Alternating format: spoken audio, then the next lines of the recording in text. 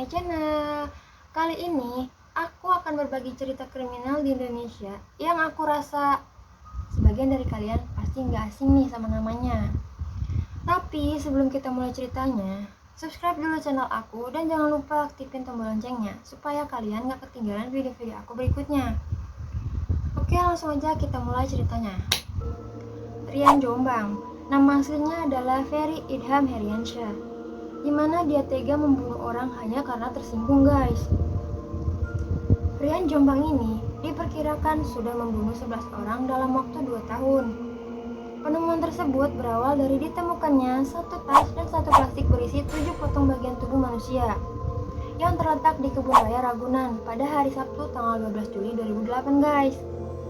Warga pun yang sempat geger melaporkan hal ini ke kepolisian. Lalu penemuan mayat tersebut dibawa ke rumah sakit RSCM untuk divisum.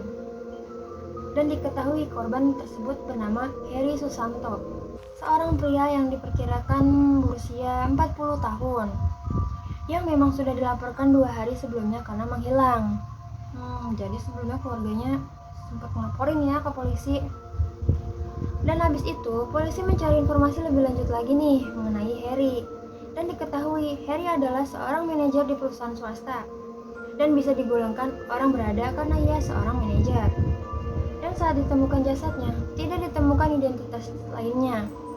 Polisi pun mencurigai kasus ini adalah perampokan, guys.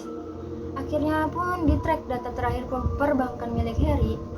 Dan benar saja, polisi menemukan transaksi dari ATM Heri yang berjumlah 3.040.000 lah. Akhirnya polisi mengecek CCTV dan ditemukannya wajah si pelaku. Siapa nih kira-kira ya? Pelaku ini adalah seorang pria bernama Noval. Setelah menggali informasi lebih dalam, uang yang Noval tarik tersebut di ATM ternyata dia gunakan bareng pacarnya, yaitu si Rian Jombang itu, guys. Sudah jelas ya, Noval dan Rian Jombang menyukai sesama jenis. Dan akhirnya tanggal 15 Juli 2008, Noval dan Rian Jombang ditangkap oleh kepolisian atas kasus dugaan pembunuhan dan penadahan barang curian. Saat diinterogasi, pada akhirnya mereka mengaku pada dasarnya Rian Jombang lah yang sebenarnya membunuh Heri dan bukan si Noval. Tapi kan Noval udah ikut-ikutan make itu ya, jadi ya dia tetap ditahan dengan tuduhan penadah barang curian tadi. Setelah diinterogasi, ternyata kronologinya adalah menurut Rian, si Heri datang ke apartemen milik Rian di Margonda, Depok, dan mereka melakukan mantap-mantap sesama jenis. Jadi Rian tersebut sudah berselingkuh dengan Heri. Padahal yang kita ketahui, Rian Jombang sudah memiliki pacar yang bernama ya itu tadi si Noval.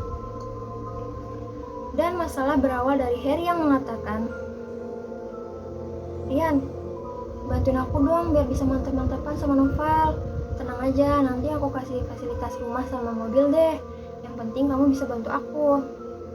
Nah, Rian yang sebenarnya adalah pacarnya Noval, ia pun sangat emosi mendengar pacarnya ditawar oleh Heri. Ya sih, pacar mana sih yang gak marah ya kalau ditawar gitu? Pacarnya sendiri. Mereka pun sempat adu mulut dan di situ Rian langsung menuju dapur dan mengambil pisau. Setelah mengambil pisau, Rian pun langsung menusuk Heri di bagian ulu hatinya, guys. Habis itu si Heri diseret ke kamar mandi. Di dalam kamar mandi, kepalanya dipukul memakai tongkat besi. Dan akhirnya Heri pun tewas seketika di tempat itu. Setelah mengetahui si Heri sudah meninggal, Rian pun baru sadar nih dan panik bagaimana cara membereskannya. Akhirnya Rian memutuskan untuk memutilasi tubuhnya Heri menjadi 7 bagian, guys, yaitu tangan, kaki, kemaluan, dan badannya itu. Potongan-potongan tubuh tersebut dimasukkan ke dalam satu tas dan satu kantong plastik besar. Habis itu, si Rian turun tuh ke bawah, nyari taksi, dan pergi ke belakang Ragunan buat ngebuang mayat si Heri tersebut. Setelah membereskan jasad si Heri, Rian pun ngomong sama Noval. Jadi dia cerita nih ke Noval tentang kejadian yang tadi. Rian juga di situ ngaku kalau dia ini sudah mengambil barang-barang berharganya milik si Heri, kayak dompet sama laptopnya. Dan parahnya, Noval itu kayak fine-fine aja pacarnya ngebunuh orang. Malah si Noval kayak ngerasa seneng karena dia dapat ATM milik Heri dan kartu kreditnya untuk foya-foya gitu. Setelah mendapatkan keterangan tersebut, Polisi yang sebelumnya sudah pernah menerima laporan aneh tentang seseorang Rian ini, polisi makin curiga sebenarnya guys. Tapi jadi sebelumnya di bulan April 2008 itu ada seseorang bernama Ariel yang saat itu berusia 34 tahun itu dilaporkan menghilang juga guys. Nah, saat menghilang, Ariel ini dilaporkan oleh keluarganya itu dan terakhir ketemu bersama si Rian. Memang sebelumnya Rian itu juga sudah pernah dibawa ke kantor polisi untuk diinterogasi. Sebelum kejadian mutilasi si Harry ini, tapi kan waktu itu karena polisi nggak punya cukup bukti ya, jadi dia nggak bisa nangkep si Rian. Akhirnya Rian ya bebas lah. Tapi sewaktu Rian ini udah ketangkep, udah ngebunuh si Harry, polisi jadi curiga nih dan mengingat kejadian Ariel ini. Polisi pun berpikir jangan-jangan si Rian ini juga penyebab si Ariel hilang nih. Ditambah lagi memang ternyata si Rian ini mempunyai jiwa psikopat. Soalnya waktu diinterogasi oleh kepolisian dan dia ketahuan ngebunuh si Harry, tapi raut mukanya tuh biasa-biasa aja guys, nggak ada takut-takutnya gitu loh. Ya kayak terlihat biasa-biasa aja. Akhirnya pihak kepolisian menggali informasi lebih dalam lagi nih. Dan benar aja, dia akhirnya ngaku kalau sebelumnya membunuh Harry, si Rian ini sudah melakukan pembunuhan 10 kali. Gila nggak? Termasuk pembunuhannya terhadap Ariel di tahun 2008 juga. Pokoknya si Rian ini sudah melakukan pembunuhan ternyata dari tahun 2006 sampai 2008 guys. Dan untuk membuktikan ucapan Rian itu, polisi langsung menanyakan letak korban-korbannya itu dikubur di mana nih. Rian bilang kalau 10 korbannya itu dikubur di rumah orang tuanya di desa Jatiwates, kecamatan Tamberang di Jombang, Jawa Timur. Polisi pun mengecek tempat tersebut dan ternyata benar aja, polisi menemukan jasad korban-korbannya Rian ini. Polisi pun mencari tahu lagi siapa aja yang sudah Rian bunuh. Itu termasuk gimana kronologi pembunuhan si Ariel. Dan pada akhirnya Rian ini menceritakan satu persatu. Menurutnya dia sih sebenarnya nggak tahu banget kejadian detailnya, mungkin udah lupa ya karena udah lama juga. Karena sudah cukup lama dari 2006. Waktu itu korban pertamanya bernama Guntur yang berusia 27 tahun. Jadi saat itu Guntur baru putus sama cowoknya. Karena si Guntur ini sedang patah hati, dia pun datang ke rumah Rian buat curhat. Abis itu nginep di situ juga.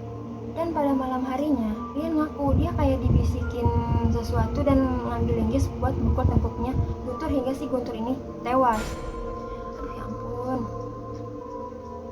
Setelah Guntur tewas, si Rian seperti baru sadar.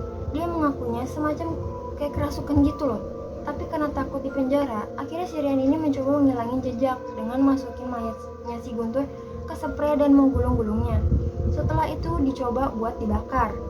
Akhirnya si jasad Guntur yang masih utuh dibuang ke kolam ikan. Biar mayatnya tidak mengapung, Rian mengikat kakinya Guntur dengan benda berat. Boleh juga kan ya. Dan lanjut, korban kedua itu adalah Wawan, berusia 28 tahun. Si Wawan ini sebenarnya teman baiknya si Rian. Suatu hari, Wawan datang ke rumah Rian untuk main doang ya.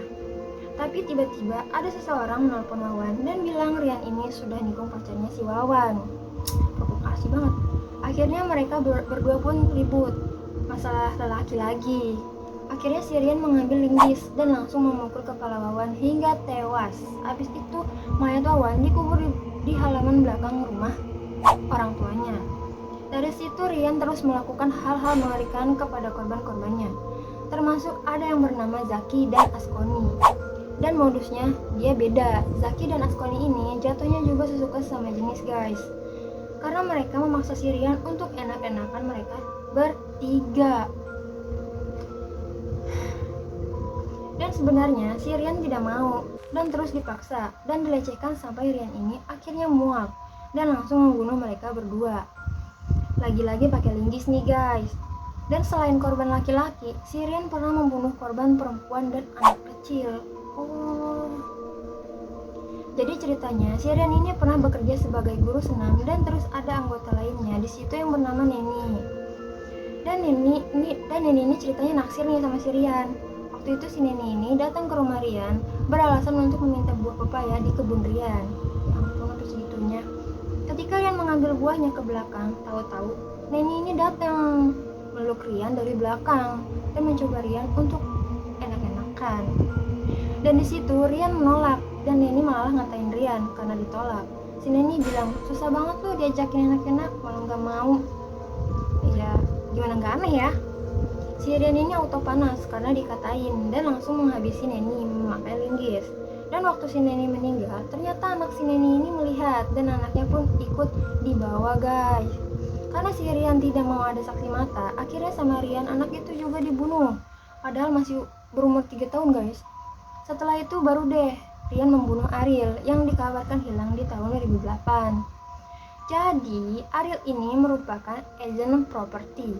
Dia ini dikenal dan ketemu sama Rian itu pas si Ariel lagi nge-host di daerah Karet Sudirman. Karena konteksnya si Ariel ini naksir berat sama si Rian, bucin lah kali ya. Sehingga saking sukanya, si Ariel ini sampai mau ngerenov rumah orang tuanya si Rian yang di Jombang dan mau menikahi Rian di Belanda. Cowok sama cowok gitu ya. Tapi Riannya udah cinta banget sama si Noval, dia menolak si Ariel. Tiba-tiba Ariel izin sama orang tuanya untuk pergi ke Surabaya bareng Rian dengan alasan ada proyek di sana.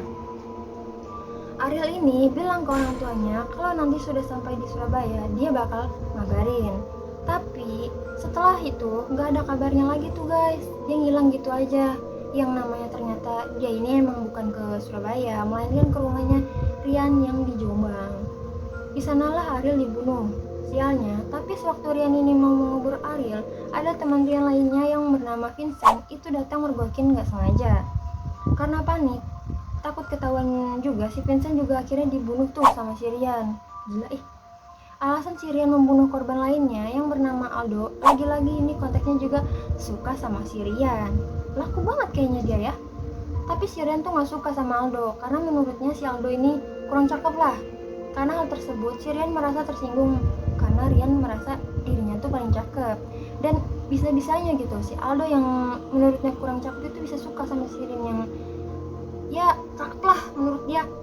Karena hal tersebut si Aldo dibunuh dengan alasan yang tidak masuk akal ini. Tapi kasus pembunuhan si Aldo ini itu sebenarnya juga didrama lagi. Soalnya waktu itu polisi pernah salah nangkap orang, dimana orang yang nggak salah dipaksa untuk ngaku sama polisi. Aduh, habis pikir deh. Karena orang ini takut disiksa, jadinya mau nggak mau orang ini ngaku. Padahal yang sebenarnya dia nggak salah. Sampai-sampai orang ini dijatuhi hukuman 17 tahun penjara. Tapi semenjak Rian ini ditangkap, pada akhirnya orang tadi dibebasin oleh kepolisian. Dimana hal ini menuai kritik dari masyarakat. Ya iyalah, gimana enggak coba. Setelah semua jasad ditemukan dan diketahui motif pembunuhannya, satu-satu di dalam persidangan kondisi psikologis dari Rian ini juga dicek. Ternyata memang diketahui karakter Rian itu memang suka berbohong, agresif, tidak mudah ditebak, egois, dan mempunyai jiwa psikopat. Menurut hasil tesnya juga, Rian ini memang juga tidak menunjukkan tanda-tanda psikotis, tapi dia menunjukkan tanda-tanda psikopatnya. Dan semua sifatnya itu memungkinkannya adalah berasal dari salah asuh ibunya sewaktu kecil guys. Jadi waktu kecil, si Rian ini sudah sering disiksa sama ibunya. Karenanya hal itu jadi ke bawah sampai dewasa. Dan Rian tumbuh menjadi sosok orang yang gak ada toleransian.